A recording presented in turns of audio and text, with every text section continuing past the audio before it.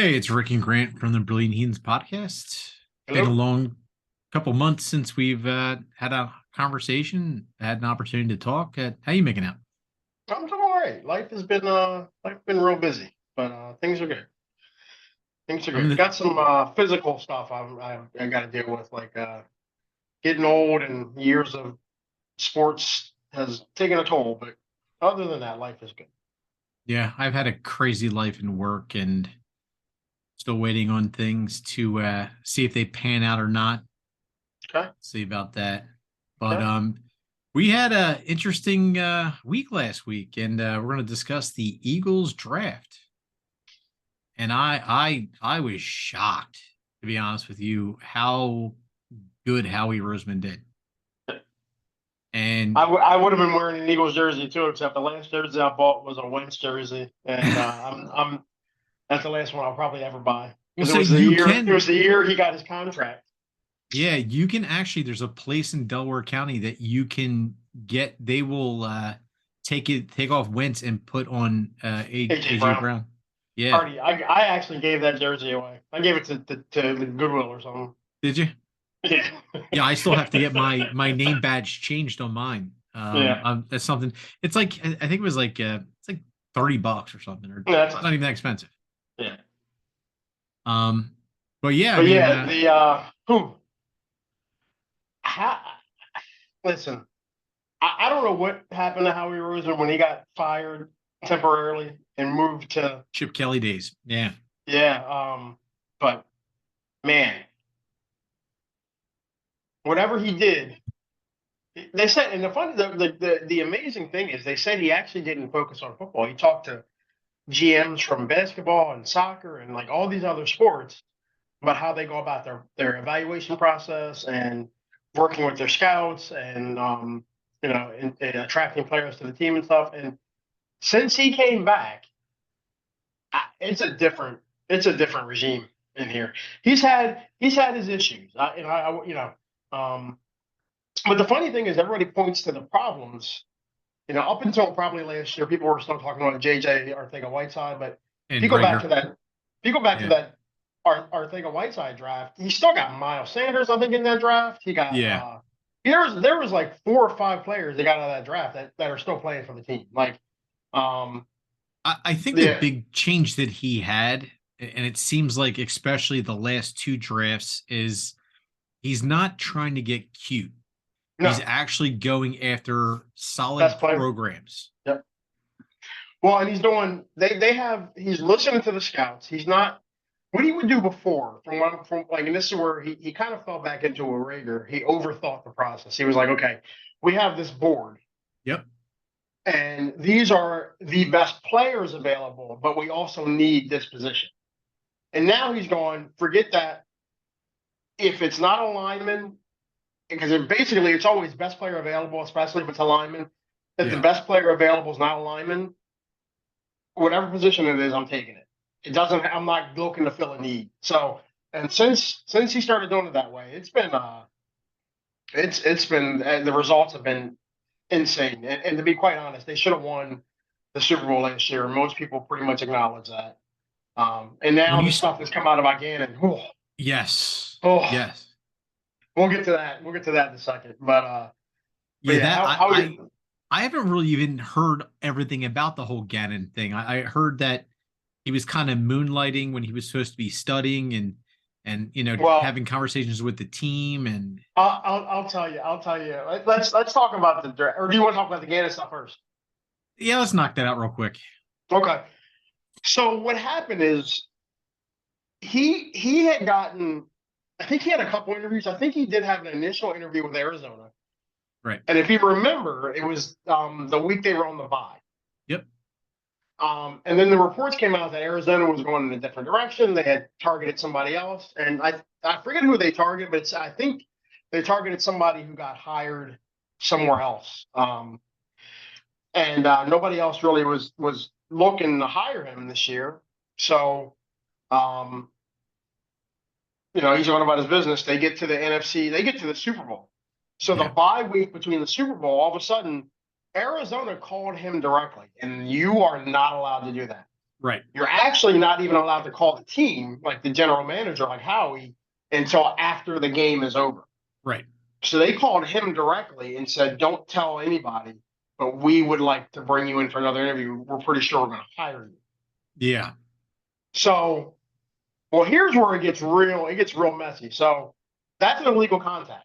Um, he's saying they didn't guarantee him a job, but there are other reports that are saying that he did tell some people that they guaranteed him a job. So Yeah. there's a conflict. Either way, he's lying. He already lied about the whole thing because that same week, remember he came out and said, "This is the week they're in Philly." This is before they flew to Arizona. Right. They're in Philly. And remember he said, "Well, I'm not going anywhere. Philly's going to have me for as long as they want me." Yep. Well, Philly, when he had gotten interviewed initially and he was like the hottest name, everybody thought he was definitely going to get a job. Philly told Vic Fangio, "You're the next coordinator once Jonathan gets hired somewhere." Right. When everything fell through, and then he comes out in that press conference and says, "I'm not going anywhere." And it looks like Philly has also started to negotiate.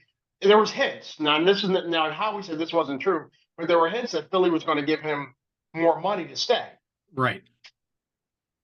So Vic Fangio was like, "Well, I'm not staying as a special consultant. I got a bunch of coordinator offers, so I'm going to take another offer." He's like, "Honestly, this was where I wanted to stay." Right.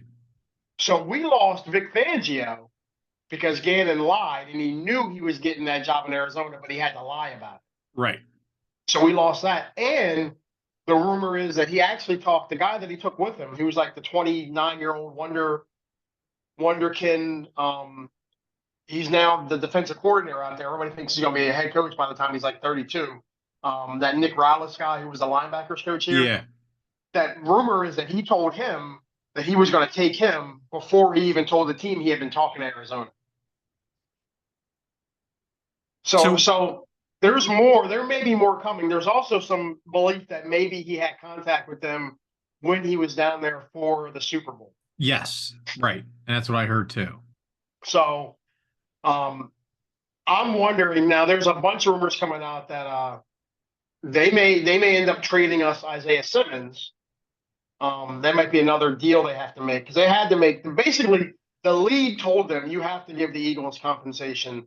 So whatever trade proposal they offer within reason, you have to take it. That's pretty much how it worked. It wasn't just like the teams worked that out. Like it went up to the league, and then the team owners got involved, and then they made that deal. But I'm thinking something else is coming down too. That's why Gannon in his press conference today was like, "I don't want to talk about it. The only time I talked to them was when they called to say they wanted another interview. They didn't guarantee." It was like clear he had rehearsed what to say, and nobody believes it. So it's ugly because the Eagles wanted to keep that Rallis guy. There was rumors that they were going to hire him since they had lost Fangio as the defensive coordinator. But Gannon got to him first, so they lost both their top two candidates because Gannon basically lied. And I hear a lot of good things about the guy that we have now. I can't say his name. The guy we have was Sean Desai. His yeah. He was like Vic Fangio's right hand man at one point. Right. And then he ended up basically being Pete Carroll's right hand man. Right. And that's another good defensive scheme. So he's going to bring some defensive concepts from both, which should be good. And apparently he was the secondary coach in Seattle last year, and everybody raves about the work he did because they had that rookie that won the defensive rookie of the year. Yes. Who was like a 6th round pick or something. Or whatever it was, 3rd or 4th round pick. He was like a later round pick, but everybody raves about what he did and like his concepts on defense on the back end. So the secondary should be good at the very least. Really, our biggest question is linebacker. So if they get the rumors are that Eagles are either going to get compensation in the form of Isaiah Simmons, who the Cardinals didn't pick up his 5th-year option.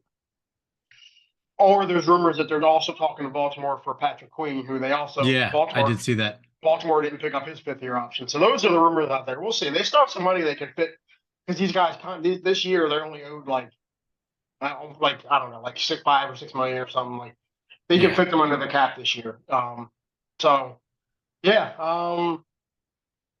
So let's dive in.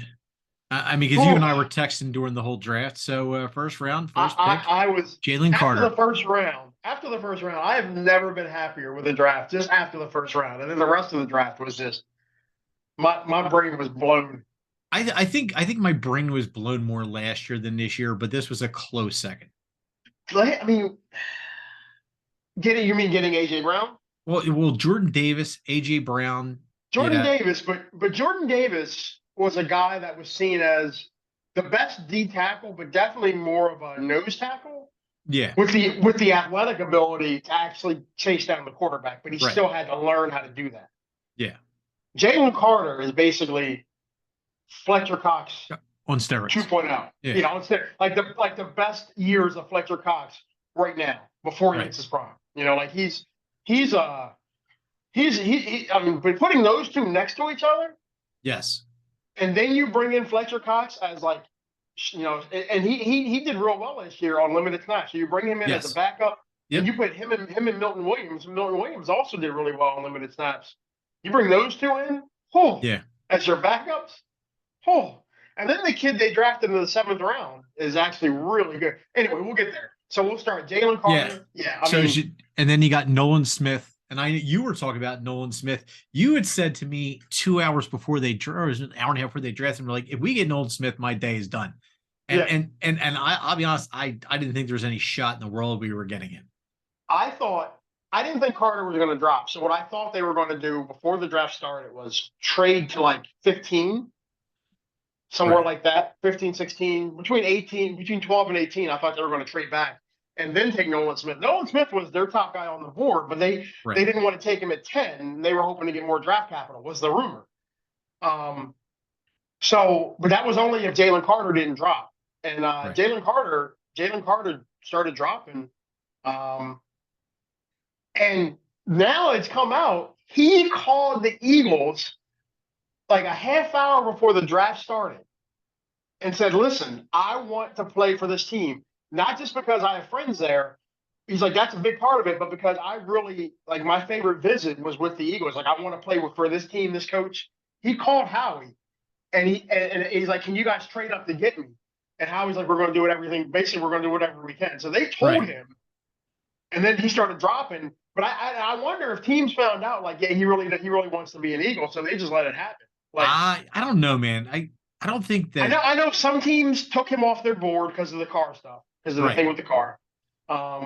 Some teams drafted for need, like the Cardinals Quarterback. Yeah. when the Cardinals traded back up and took Paris Johnson. A lot of people were like, why wouldn't you take Nolan Smith right there? Jalen Carter right there because Right. he fits Jonathan Gannon's scheme. Like, but they drafted the offensive tackle because Kyler Our Murray offensive line was asked horrible him. this week. Kyler Murray asked him to draft him too. He Yeah. specifically asked for that guy. So once Seattle passed on him and took the cornerback, which makes some sense for them, but once Seattle passed on him, it was like, okay, we got a shot here, but Yeah. we might have to get up to like. I was thinking we had to get ahead of Atlanta, Right. but yeah, and then when the Cardinals traded back up, I was like, ah, shit, they're going back up to get him, and then they drafted a tackle, and I was like, okay, the only team I think I'm worried about now is Atlanta, and then they took Bijan, and I was like, wait a minute, we got a shot here. Right. I don't know if they even needed to trade. I'm glad they did, but I don't even know if they needed to trade back up. And you know what? Not even to worry about the fourth round pick from next year. Who cares? No, they got so many picks. They have going into the draft. They had 12 picks for next year already. Yeah. So, and they've never drafted that many people, and they're not going to need that many. The team is too stacked for them to need 12 rookies. So Right. that's why Howie doesn't mind getting rid of Howie. Howie will trade whatever left of those picks because he's got like a bunch. He's still got like 10 picks. Yeah. If he really only wants to draft 6 or 7 guys each year. Right. So they're gonna. That's what I'm saying. They may trade another like a 4th and a 5th for one of those linebackers or something. They may end up trading somebody else here or trading some other picks and getting somebody else in here before the end of the week, before Friday. Honestly, the way things are sounding. But and then you get Nolan at the very end. You get Nolan Smith off the edge, and he will replace what's his name? Who's the guy we just got last year who played amazing? Off the edge. Off the edge? Yeah, from Temple. Oh, he's not going to replace Hassan Reddick. He's still here.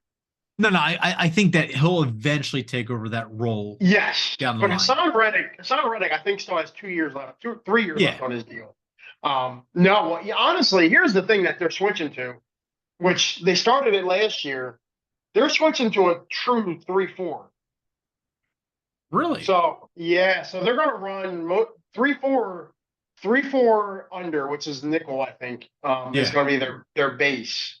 Um, so it's going to be a 3-4 nickel, where you'll have the two edge rushers or the two outside linebackers basically, and then right. you're starting three up front. It's probably going to be Jordan Davis in the middle, and then you're probably going to have Jalen Carter and either Milton Williams or Fletcher Cox. And then when they Right. go to a 4-man front or a 5-man front, they'll bring in like, but Josh Sweat and Nolan Smith are probably going to rush on one side, and Hassan Reddick and Brandon Graham are probably going to rush on the other On the side. other side. Yeah. Yeah. Plus they have their NASCAR package where they'll put Brandon Graham up front instead of one of the tackles, and and they'll bring all those guys. They'll bring Sweat and Smith and Reddick and Brandon Graham and Jalen Carter. They'll bring everybody. They'll bring 5 of their fastest guys, and that's going to be scary. Do you know what's funny? Like I was listening to Shannon Sharp and Skip Bayless. Skip Bayless was saying about how much better the defense in Dallas is than the Eagles, and it's so funny because even what's his name from the Cowboys was like couldn't believe that we got Oh, Michael Parsons. Carter. Yeah, Michael Parsons. Well, Nolan Smith is compared to Michael Parsons. Yeah, exactly. Like he's actually he put up better numbers. Right. I mean, which is insane. He's a little bit smaller. I think Michael Parsons was 240, 245 when he was drafted, and Nolan Smith is, they say 238. Let's say 240. Yeah. So he's a little bit smaller, but otherwise they're about the same size. And he ran a 4.39, and I think Micah ran like a 4.43. So it's but Nolan Smith jumped basically 42 inches, like Crazy insane. athletic. Insane athlete. Yeah. Yeah. And then you look at the analytics on him. Everybody's like, well, the production's not there. You look at the analytics, though. His pressure rate is the highest pressure rate of anybody who's been drafted, outside of like who's the guy in Cleveland, Myles Garrett. Yeah. His pressure rate is about the same as his. Like you're looking at a guy who has even though he's not getting a ton of sacks, they have so much talent in Georgia. They rotate everybody just like the Eagles do. So it was like, oh, that's why he dropped, was the production and then the pec tear he had last year. And people were like, I don't know if he's going to translate. And it's like, he's the same dude that Micah Parsons is. It's the same dude. Like, what do you mean you don't know if it's going to translate? Like, dude, and Michael Parsons, like even after that one, he's just like, oh my God. Like, he's like, I hate this. Like, like it's almost like that dude wants to be an Eagle. Like, I swear to God. Well, he's from like, where's he from? Like maybe like Allentown area or something like that. He's from PA, so he might be a closet Eagles fan. I think he is. Yeah. So second round, you got second round Tyler Steen. So yeah, who actually some people had him going lower because they didn't know. So the knock on him is that he needs to add a little bit of muscle. Yes. But then they saw, according to his game tape, but then you saw him at the Senior Bowl, and he played in all the one-on-ones, which show your strength and your ability to anchor. And then he played guard in the team game. He was just fine, and that's the best seniors in the country. So maybe he doesn't need to put on strength. Actually, he bullied some people. And people were like, that's why the Eagles were like, whoa, this guy can play guard like right now. Yes. He's got some footwork stuff he's got to clean up, but again, it was footwork stuff and pass protection as a tackle. As a guard, it's different footwork. Completely different. Yep. So he might be ahead of the game. And then he had short arms, which again, as a tackle, it makes a difference because you got to get your hands on those speed rushers and stuff before they can. You got to get a punch on them before they can get up to speed. As a guard, you can have short arms. So there are some people who are saying it's a steal. There's some people saying it's a reach. But again, I think people who are saying it's a reach are saying it's a reach because he's a tackle. Right. So if he's a guard, there are a lot of people who are like, yeah, I mean, maybe he would have been there in the third. I think most of his grades were high third round. The Eagles took him high second round, and people were like, well, they could have got him the next round. But I mean, the other thing that happened, that's the problem. If you look at that because I knew the Eagles were going to draft offensive linemen. So I've been looking at all the best offensive linemen at the right before they drafted. So really, they drafted him at the top of the third round instead of the bottom of the third round. The middle half of the second round down to before they picked all the best guards and centers. There was like a run on them. Like there was Yeah. like 7 or 8 guys who went off the board who were really rated high, and they were like some of the big centers who could have moved out to guard and some of the best guards. And you're like, okay, we got to get a guy now because everybody's taking guys because they traded out of the second round. Remember to trade up to the top of the third round. That was part of the that was a deal with.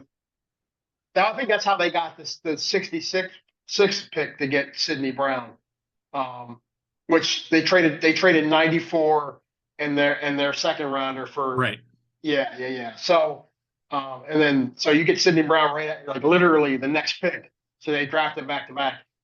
He could be I mean, listen, everybody's like, oh, he's small, and it's like, nah, he's short. And by short is you want your safeties to be about 6'1". Yeah. And he's 5'11". The dude is like Terrell Owens jacked. He's like jacked. Yes. Everyone's like, oh, he's small. And it's like, no, he's 5'11", but he's 220. He's 215 or something. Like and not an ounce of body fat. No. And a lot of people are actually throwing the Brian Dawkins name out there that they think that there's that. I mean, even if he's like a young Malcolm, like that's, I'm okay with that. But like he's that kind of guy. Like he's that kind of guy. Like he's and he's fast. He's faster than Malcolm ever was. He's faster than I looked at B-Dawks. I looked at both of those guys 40s. He's way faster than either of those guys. Right. He's faster than Ed Reed. Like most safeties in the league, even today. Like back in the Ed Reed, B-Dawk, even Malcolm Jenkins, those guys ran like 4.6s. I think Jenkins is like a 4.5 because he was a corner. That's why they moved him from corner to safety because he was considered a little bit slow. Yeah. This guy runs a 4.4. And the one criticism that they had was that he needs to clean up his tackling. Yeah. He hits hard. Yeah, he hits hard. Right. He hits hard. He doesn't wrap up. That's the problem. So he had a bunch of missed tackles because he popped guys, but he didn't go down. Right. But so that's going to be emphasized at the pro level. They're going to tell him to wrap. You got to wrap up. Yep. So that's I'm not super worried about that. But yeah, and leadership qualities. He's everybody's talked raves about his leadership qualities. Like this might have been a steal. This might have been a steal. Like it's crazy how good this kid has the potential to be. Now again, it's always potential, but if you look at so go back to Nolan Smith. You're saying leadership. Yeah. He was a big, huge leadership guy in that program. Everybody's comparing him. Dean last year, big leadership role. Well, Nakobe and Nolan were roommates. Yes, they're best friends. Yeah, and then. Well, I'm gonna tell you. So we got to get back to that. But everybody said that as much as Nakobe was a leader, they said Nolan is like Jalen Smith on the defense. I mean, Jalen Hurts on the defense. Right.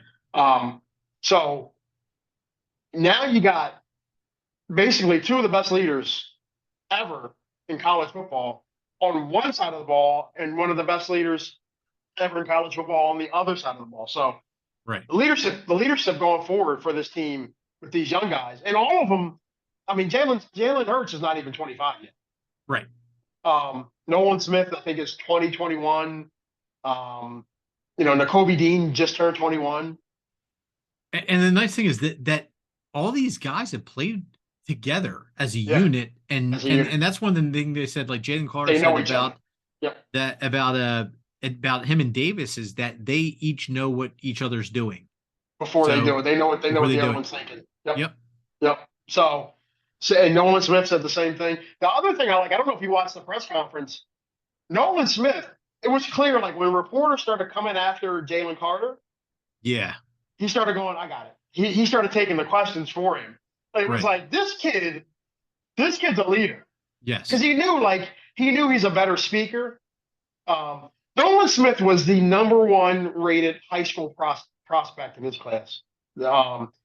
And he went to like the best high school in the country for sports, IMG Academy, which is basically like a private school built around sports.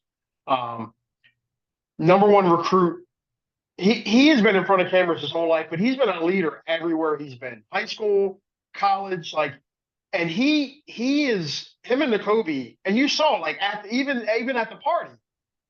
Yeah. You know, when they called N'Kobe at the party to talk to him about Jalen Carter, and then you find out he's at Nolan Smith's party and Jordan Davis is there, like, and they're doing all the talk, like they're the leaders of this team already. Yeah. Like it's crazy, man. It's crazy. Yeah. But Sidney Brown's gonna be a leader too, and now you got a leader on the back end. He made all the play calls on the defense at Illinois, so everybody raves about the kid that the Seattle drafted, Devin Witherspoon.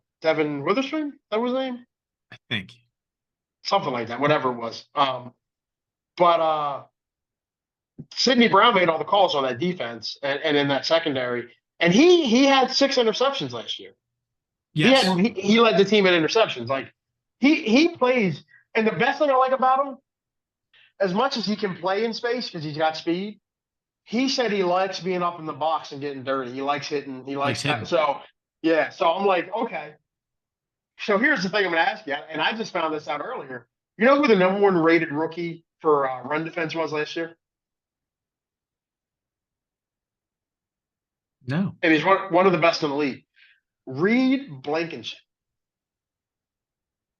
That doesn't surprise me because Reed played really well. He shot everybody. As well as he played in space and coverage, he gets up in there. Yes. And he hit some people last year. So you basically got 2 of the same dudes, only Sidney Brown's probably a little bit faster.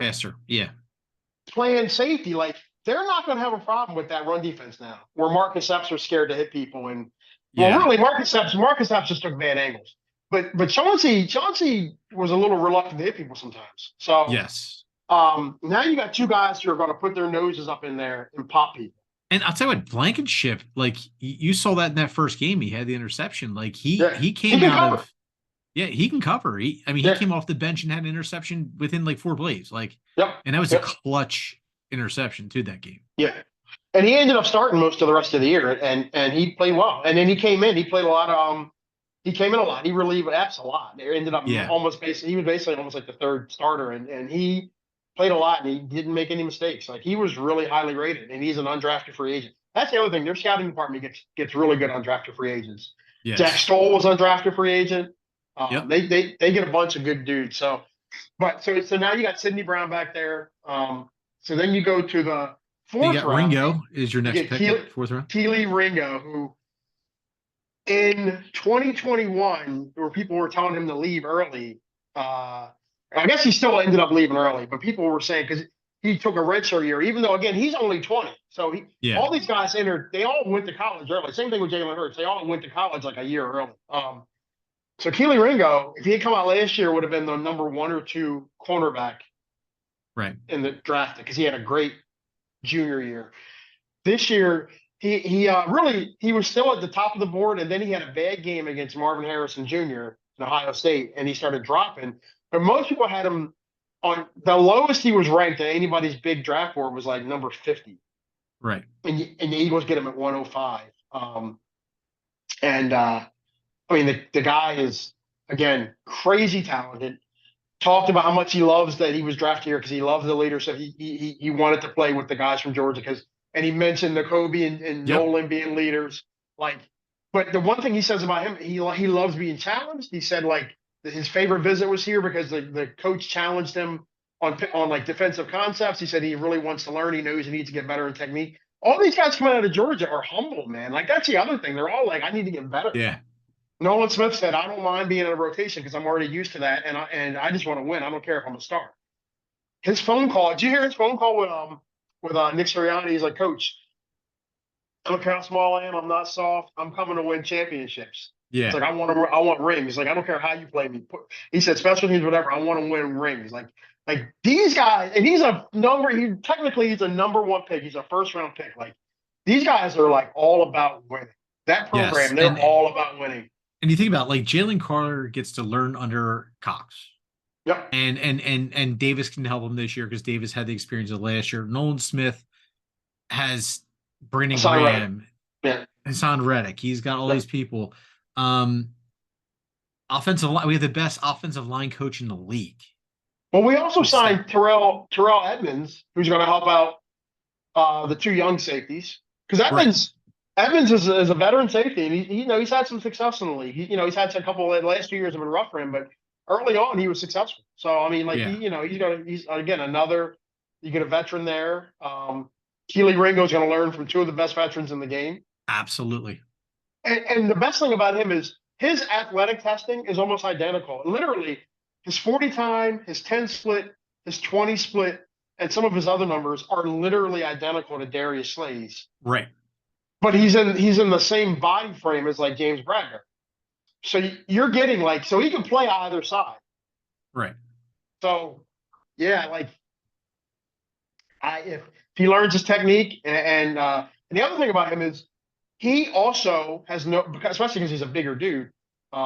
He's 210, but he's also pretty jacked. Like Yeah. he doesn't He can mind line up tackling against the either. bigger wide receivers. Yeah, and he doesn't mind tackling. He doesn't mind tackling. So you get And you you know what? quarterback. That's what we were very sloppy last year for a while with tackling. It was Yeah. it got to be annoying after a while. Like how many Yeah. missed tackles on running backs? It was and that's good. We actually have that. So then next we got Tanner McKee, who a lot of people are comparing to Nick Foles. He's been compared to Nick Foles. He's also been compared to who else did I see him be compared to? Who was actually a pretty good comparison. It was another pocket passer, and I can't think of who it is, who's still playing. So a lot of people are saying he's a guy who can be almost like Gardner Minshew. He could start for some teams. He's got the tools to start for some teams, but he's more of a high end backup or a low end starter, which is great. That's all you need. You get him in the where do they get him in the 6th round, 5th round? Got him in six. Yeah, the end of the sixth round. Yeah, Yeah. yeah. I mean, you can't beat that. So, big arm, good decisions. Pretty accurate. He was in a shitty program. Stanford is a horrible program. Well, Stanford used to be a good program, but since Harbaugh went to Michigan, it's been down in the dumps. But yeah, he had no his receivers. Their separation rate was the lowest in college football. So yeah, he had nobody to throw to, and he still put up decent numbers. So he might have got a steal there. There are people who had him as the 7th best quarterback in this class. I think 6th and 7th. There were a lot of people who had him 6, 7, between 6 and 10. And there were a bunch of quarterbacks that went before him that people were like, yeah, if he had played in some of those other programs where he had talent, he'd have been much higher regarded. So listen, I won't be surprised if he beats up Mariota for as the backup. No, I think they're going to basically redshirt his rookie year. He'll beat out Ian Book, who's the 3rd guy. Yeah. And then he'll be inactive on game days. But the ideal situation is he looks good enough that you don't need to bring Mariota back next year. Right. And save some money there. And then who was their last pick? Ojomo. Ojomo, yeah. A lot of people had him way higher. He had 4th and 5th round grades. And he goes in the 7th. And again, the knock on him is that he actually had really good athletic testing. He's small. He's too slow. Even though he had good numbers in his 40 and all that, he's way too slow to play edge rusher. But he's not. He's only what is he 285, 290, something like that. He's too small to be a consistent D lineman. And the way he played D line at Texas, he played more of a run stopper role, but he can't do that in the NFL. He's got to learn to be a pass rusher, and people weren't sure if his skills would translate if he could be a pass rusher. But as a run stopper, if he can even bring a little bit of the run stopping skills to the NFL, he was a highly regarded run stopper, and I think his analytics show he was one of the best run stoppers in college football. So yeah, he might have been a steal. Ray Didinger, who his draft boards are usually pretty well regarded and pretty accurate, had him as a 4th rounder, and a lot of people had him 4th or 5th round. So he again might have been a steal, and you get him at the end of the 7th round. Like Yeah. at almost, he was almost Mr. Irrelevant. Like he's at the very end of the seventh round. Like that's crazy. So And then you start looking at their undrafted free agents. they might Ricks, have some Eli steals. Ricks. Eli, so Kelly Ringo in his draft class was the number one recruited prospect in his draft class. Right. He was considered the 47th best high school player of all time. He was Yeah. rated as, and he was the number one cornerback. The number two cornerback in that class was Eli Ricks. Right. Eli Ricks he played great his freshman year at LSU. Apparently, he had a falling out. They changed defensive coordinators and they didn't get along. And he had some injuries, and people were saying that he faked the injuries. He didn't want to play for the guy, and then he transferred to Alabama. Alabama, yeah. And then he actually did get hurt, and there were some issues. They were saying some again. So there were some attitude concerns with him. But at one point, he was after his freshman year and part of his sophomore year, he was considered a. Some people were saying he's a top 10 to top 20 pick as a cornerback. And then he goes in this draft because he wasn't getting along with people at Alabama, and he ends up not even getting drafted. Yeah. Now he ran a slow 40. That was the other knock. So attitude, and then he ran a 4.6. Yeah. But in terms of technique as a press corner and even as an off corner, he had great technique, had a ton of interceptions, great ball skills, never got burnt by anybody. So even though he doesn't have that speed, you don't ever see him get burnt by anybody. He might be able to play in the zone we play. He might be able to play. He might be able to play corner. And if so, they got to steal. They got to steal. If you can hide him on practice squad, because I think the other thing people forget is they signed Greedy Williams. Yep. Greedy Williams was a second round pick who fell because of injury concerns. Yep. Was supposed to be a first round pick. Also put up identical testing numbers to Darius Slay and Keely Ringo. So again, like super athlete, fast, big. He's again like 6'2" guy. It's like same big guy like Keely Ringo, who's also 6'2". Like, but he's not had every year he's been in the league. He's also been injured. So right now you have Ringo and Greedy Williams as your backup corners, which is awesome. Now you can move McPherson to the slot where he probably belongs. Right. And get rid of Josiah Scott. And there's your corners. So I think you have to stash Eli Ricks on the practice squad. But if they can do that, like they might have got a steal and give him 2 years to try to learn the system and see if he still has anything left. And you might have a steal there. And then Mekhi Gardner is the other corner they picked up, who was phenomenal at LSU. Same thing, had some injuries. There were some concerns about attitude. Ran a 4.5 40, so a little bit slow, a little faster than Ricks, but a little bit slow, and he drops out of the draft. Again, people originally had second round grades on him. And you get him as an undrafted free agent. And there's thought, because I think he's 6'2" or 6'3". He's a big dude. And he's like 220. So there's thought that you can move him to safety. Right. So then you may see that conversion happen. And then Jaden Hasselwood got some good press too, as far as good press. Big guy. Same thing. Both of the receivers they signed were both had good college careers. Same thing in Ngata, Joseph Ngata from Clemson. But both of those guys, they great ball skills. Great. They're pretty solid route runners. The biggest thing with them is, again, they're both slow. Yeah. Big guys, possession receivers. 3. Yeah. Yeah, they're big, slow possession receivers. Who the question is, can they separate at the NFL level? Right. So, but again, if you can get anything out of them, you got some steals. And then the linebacker they drafted was maybe the best athlete in the draft, or the linebacker they signed.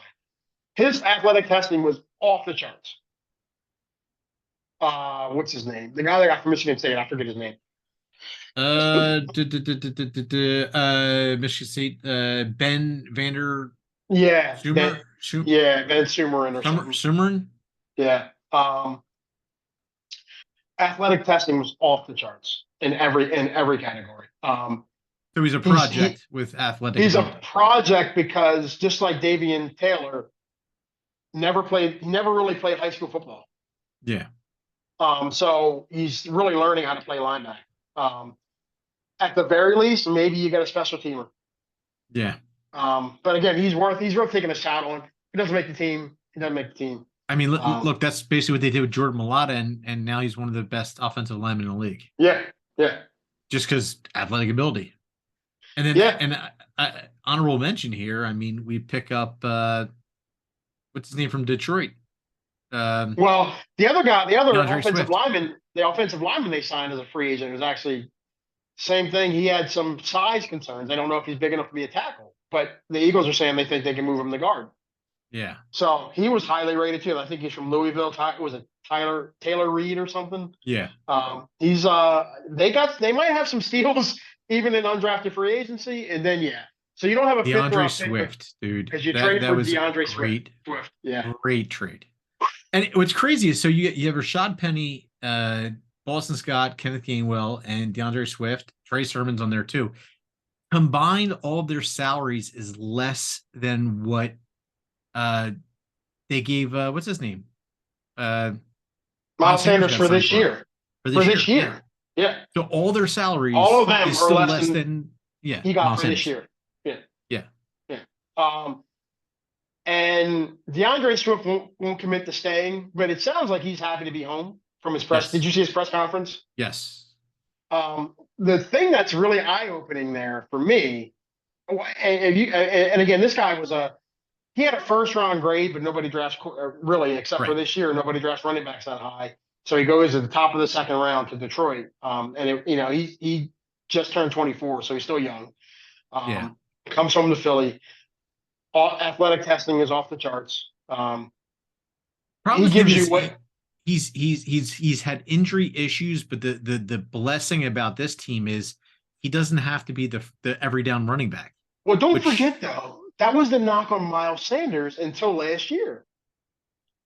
Miles Sanders got hurt. Miles always got nicked up, man. Right, every year. But that's the same thing with DeAndre Swift. Has never had anything major. It's all been 2 games here, 4 games there. Same thing, Miles Sanders. But that's because he was the main bell cow at the time.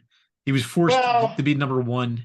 Last year it changed. Last year it changed because he had. Last year it changed, but don't forget the first year we had Kenny Gainwell. He got hurt too. Yeah. Because last year was Kenny Gainwell's second year, so he hasn't always been like. I mean, there's been other backs. He just gets nicked up. Like Miles is a guy who gets hurt. Like. So, but maybe DeAndre Swift can figure out, like Miles did, how to not get hurt. Well, I think Penny's going to probably be your first and second down running back. Swift, I don't know, Boston Scott. Swift, I think DeAndre Swift is. I don't know, and I think they came out, if not the same draft, they were back-to-back drafts. And Swift, I looked at their grades. Swift has a higher grade than Penny did. Like Swift is considered a better back. Yes. So. I think it's going to be situational, but I think Swift is your starter. I think Swift is your starter. I mean, he's better out of the backfield, especially receiving. And that's the thing. Like, you don't have to, especially with the way they run RPOs and play action. Yeah. You can start him out in the backfield, do a play fake, and then he's your primary receiver. Like he's that good of a receiver. Whereas something we didn't do enough of last year with screen passes. I mean, he's the ultimate screen pass. Because Miles doesn't know how to run screen passes. Correct. You saw that in Super Bowl. He ran that ball he got blown up on. That thank God it wasn't a fumble. He ran that screen too deep into the backfield and too far to the outside. It was supposed to go up and over, and he ran it out. And that's why I got blown up like that. Like, and Miles was not a great route runner or a receiver. Really, he dropped a lot of balls too. Swift doesn't really drop. Right. Penny's a good receiver, but most of his catches are in dump offs behind him. Yeah. Or behind backwards, like backward passes. Like you can run DeAndre Swift like you do Gainwell, where you run him out on routes and patterns. Like you could put him and Gainwell out as receivers. Yeah. And put Penny in the backfield, and the other team has no clue what's going on. And Penny's more of a He's got that bulk where he can run through some people too. Yeah, he's like Gainwell's Like, Gainwell's 200 pounds tops. yes. When he was drafted, he was like 190. Yeah. DeAndre Swift's like 215, 220. Like Yeah. he's thick. Like and Penny's like 240. Like he's Yeah. a big dude. He's a Like big dude. so yeah. So as much as I was happy to give Gainwell a chance to be the starter, I think Swift is a better version of Gainwell, to be quite Yeah. honest. Um, so I think, and then he's home in Philly, and it sounds like he's happy to be back. And the thing that stood out to me at that press conference, he was asked about. I never watched that Hard Knocks because I think it's a pain in the ass. I think it's just for like, um, I think it's they cut it to make it too dramatic. Right. So I've never been a fan of that show. But apparently the team embarrassed him. The Detroit Lions embarrassed him. They tried to make him look soft. They kept saying he was soft. He needed to be tougher. And there were instances of coaches pulling him aside on camera to try to toughen him up. And somebody Really? said, yeah. And somebody said, hey, well, how do you let us know? Because I guess he had mentioned it somewhere else, maybe in the Detroit press that it wasn't accurate. And somebody said, hey, tell us about the Hard Knocks. He's like, yeah, it wasn't. You're like, listen, that's not who I am. I've never been a soft player. I'm from Philly. I'm a tough dude. Like he's like, I didn't like the Yeah. way it was portrayed and the way I was. Like, some of the coaches like seemed to want to make me look, and he's like, but I know from this area and from this town, I don't have to talk about it. I got to be about it. So I'm going to show you guys I'm not soft. Like, but he was like, but Right. it sounded like the split, his desire to get away from Detroit started happening before they The drafted. season even started. Yeah. Yeah. So there's more to that story there, and that might explain why they drafted Gibbs so high. They didn't want to lose him because they knew that Swift wanted to get out of there. Right. So yeah, so I think you got to stay, and you get him for nothing, like literally nothing.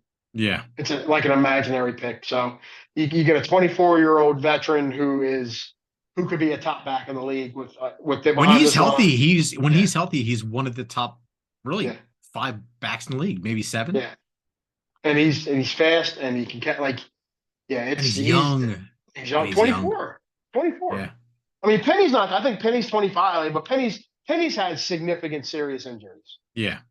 That's the worry with him is he gets injured every year, not just like nicked up. He gets hurt every year. Right. But now you got a guy who, yeah, I'm good. I'm good with the running back. But then I'm gonna tell you the sleeper thing that happened because the other guy they brought back to Philly who was teammates with DeAndre Swift and they're apparently like best friends. Is Olamide Zaccheaus, who's the receiver they brought back. They brought here from Atlanta. Yeah. And everyone was like, oh, who is this guy? You look at his numbers. His numbers have actually gotten better every year. Dude, and he's made some clutch catches. Yeah, and last year he had a great year quietly. Yeah. In Atlanta. It was a horrible team. I mean, it was a horrible team. They only had one other receiver, basically. So now he's going to be the third or fourth guy. But he might beat out Quez for that third spot. I think he will. And he said, listen, I don't mind if I got to be. He actually pretty much said, if I got to be Zach Pascal, I'll be Zach Pascal. If I got to run block, whatever, he's like, I'll do whatever it takes. I just want to win, and I'm happy to be home. So that might be another steal because you needed somebody who's going to be like a Zach Pascal who gets those 30 catches or it leaks out when nobody's paying attention. He's in there to run block and kind of be an enforcer. And he's like Quez is like a skinny dude. This dude is. He's not that tall. I think he's like 5'10", but he's like 200 something pounds. Like he's thick. Yeah. Like he's like so he's almost like a big like a small running back or like he's like a thicker dude at the receiver position. Like, but he actually has hands. He has hands. He doesn't drop a lot of hands. He credited for 0 drops last year. So yeah. So and he's got some speed. He's not as fast as Quez. But there's only a couple guys in the league who are as fast as Quez. Like so. Quez can be as fast as he wants if he can't catch the fucking ball. He can't catch the ball, and he had too many. And that Super Bowl drop might have cost us a Super Bowl. Yes. So there are people who have said that was Jalen Hurts' best pass to the game. Yeah. As phenomenal all-time passes as he had, he threw that pass as he was getting hit. Yep. And hit Quez in the hands, down the field. Yep. In stride, and he just dropped it. Yeah. So, and then DeAndre Swift also said that he played at Georgia when he was leaving Georgia. Nolan Smith, N'Kobe, and Jordan Davis were freshmen, so he Freshman. played with them. So Yeah. he knows them. So he's like, yeah, I know all these guys. He's like, yeah, we all go back and visit the program. So he's like, I've met Jalen Carter and I've met Keely Ringo, but I played with Nolan, N'Kobe, and Jordan. So Yeah. you're bringing all these guys home basically, like home. They're playing with teammates. They're playing with like again, him and Olamide are like best friends. N'Kobe, Jordan, and Nolan are like best friends. Um, Jalen and AJ. So you have a legit like family like culture on Yes. this team. Like it's crazy. It's crazy. Like that's the other thing I think that makes this team good is the culture part of it makes them so good. I can't think of anybody bad on their team culture wise. No, no. I mean, CJ last year was That's the rumor. We're not, and yeah. nobody knows, but the rumor is that he was kind of a diva. Yes. But he's the only one. Normally, your divas are your receivers, and AJ Brown and Devontae Smith are like the anti-diva. Like they're Yes. neither one of them. And then your other divas a lot of times are quarterbacks. And Jalen's first He's the words most after humble the dude in the world. Yeah. dude, the first thing he said after he gets that contract, people were like, you could have held out for more money. You probably deserve more money. What do you say to that? He's like, he's like, money is nice, but I want to win championships. Like Right. that. Okay. What else do you want? I mean, that's Tom Brady. That's what Tom Brady did. Yeah. That's Tom Brady, and that's who he said he looks up to is Tom Brady. Like, And this is the thing is I see him getting this contract and then doing what Tom Brady did, answer that and not maybe take as much money and be successful. yeah, it's what Patrick Mahomes has kind of done too. Yeah. And you see, he's got 2 rings. I think the Eagles are this. I'm hoping, but this feels like this team has the makings of becoming a dynasty if these guys Dynasty, the D if these word, guys dynasty. these Yeah. guys pan out. But the leadership qualities and the humbleness and the willingness to go in and do hard work and be coached hard. That was the big knock on Wentz and a lot of other guys. They don't like being coached hard. And these guys Yeah. all seem to want. And that's what everyone Nick was raving about with Jalen. And you've heard that from everybody. Jalen wants to hear what he does wrong because he wants Yep. to improve. He wants to be coached hard. Olamide Zacchaeus today. He said, yeah, I met Jalen when I first came in the building. He was the only guy in the building. Like I came in for like to sign my contract and meet everybody, and Jalen was here. He's like, and every time I come in the building, he's here and he's Yeah. always working. And he's like, I understand why he's had the success he's had because I've never seen in the couple weeks I've been here, I've never seen anybody work this hard. He's like, anytime I come in here, he's in here working. Yeah. Whatever time of day, like that's crazy. And he's going back out to California after these mini camps are over to go back and work with the quarterback guy. So Yeah. like he's just going to keep improving. He just doesn't stop, which is that's Jordan. That's a Jordan mentality. He's determined to Yeah. win. Yeah. Yeah. He said Kobe Bryant was who he looked up to in terms of Yeah. like that attitude. And Kobe Bryant took his attitude from Jordan. Like Yeah. but yeah, he said he looked like that work ethic where you don't ever stop training. Like that's Jalen. Yeah. I mean, Jordan would just shoot, foul shots for hours. Yeah. Just to. Yeah, Kobe, same thing. Yeah. Yeah. Yeah, man. All It's right. Let's wrap this it's up because we got the yeah. Sixers on right now. I don't even know the Oh yeah, scores of that yeah, game. yeah. Yeah. All right. Well, hey, have a good night. You too. See you later. Talk to you later.